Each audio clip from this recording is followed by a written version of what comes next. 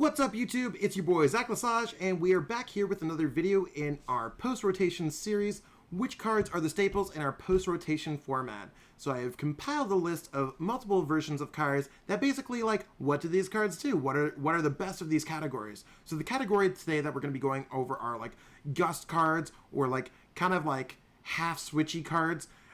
So in our past format, it was defined by cards such as Guzma and Escape Rope. So these cards are the cards that we have in our post-rotation format that are really taking over these cards. For those of you who don't know, we will be experiencing a rotation mid-August that will basically cut off all the Sun and Moon cards, and it will leave us with Ultra Prism on. So this video features Ultra Prism 2 Unbroken Bonds cards because Unified Minds is still coming out within the next couple weeks at the time of creation of this video.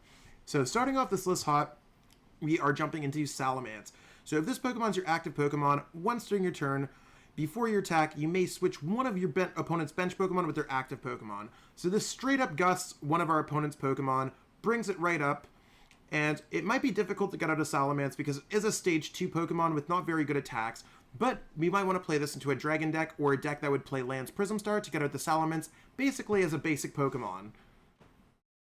Next up, we got Ninetales. So Ninetales is actually probably one of the more efficient ways that we have in terms of Pokemon. As a stage 1, you have to discard 2 Fire Energy cards from your hand. If you do, you bring up one of your opponent's bench Pokemon and make it their active. So you get to choose the Pokemon that you want to attack, and Ninetales is one of the most efficient ways to do that in our current format. With Fire type having a lot of support with cards like Welder, Heat Factory, Salazzle, Fiery Flint, Fire Crystal, need I say more, Ninetales is usually an inclusion in these types of decks, and if it's not, maybe you want to consider it going forward.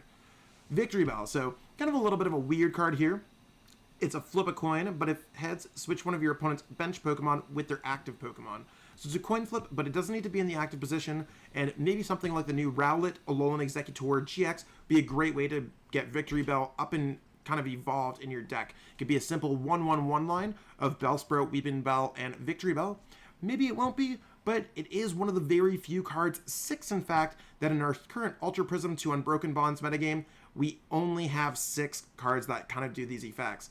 Next up, Suicune. So once during your turn, if this Pokemon is your active, you may have your opponent switch one of their active Pokemon with one of their bench. So this one, your opponent is the one who gets to choose what happens for Frozen Flow, but it could kind of set them off balance in the same way that an Escape Rope would, especially if you're sending up something after, let's say you attack with the new Behemoth from Unified Minds.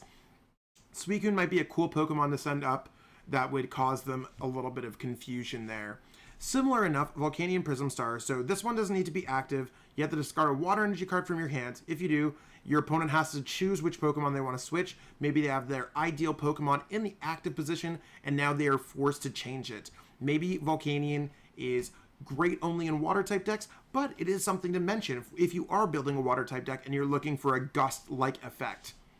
And last but not least on this list is Custom Catcher, probably the card that's seen the most hype, going from a kind of an unused card or an underused card in our past format to a card that everyone's kind of trying to hoard this card. It went from being a card that was roughly 10 cents each, and now they are going for around $3 US.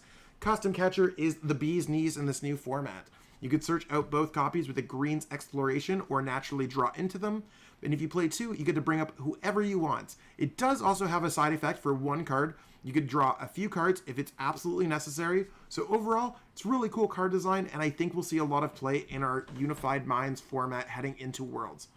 So I know this video is a little bit of a short one, and I'm sorry about that, but I really looked for all of these other cards that we could gust or switch our opponent's Pokemon, and these are the best 6 that I could come up with. If there's any that you think that I missed, feel free to let me know in the comments, and maybe we'll do an update video in the future. Maybe we'll do an update video mid-year with some of the new cards that we get out of our upcoming sets. But that being said, we are still going to be continuing on with the series. We will have more videos coming up in this series within the next couple weeks, right before the World Championships. So if you're looking to build a deck, this is a great way to start your post-rotation training, just to see exactly what all these different cards do if you're looking for that specific card that you might not even know it ever existed. I didn't know that Victory Bell existed before, so maybe I'll include Victory Bell in one of my upcoming decks. That being said, be sure to share, like, subscribe to the Rare Candy YouTube channel, like this video, write some comments below if you liked it. If you didn't, feel free to let us know. Love to hear the feedback. If you really want to support the channel, consider becoming a patron at patreon.com/rarecandytcg. We really would appreciate the support there. And if you are looking to follow up on me, like I said, I'm Zach Lesage. Follow me on Twitter at ZLesagePokemon to see how my Pokemon journey, wherever it takes me. Travel around the globe to try to become the best Pokemon trainer in the game. Came pretty close last season with finishing 5th overall in North America. So with the World Championships coming up, I'm looking to get a strong performance out of that. That being said, I hope you enjoyed this video, and that's all for now. All right, bye guys.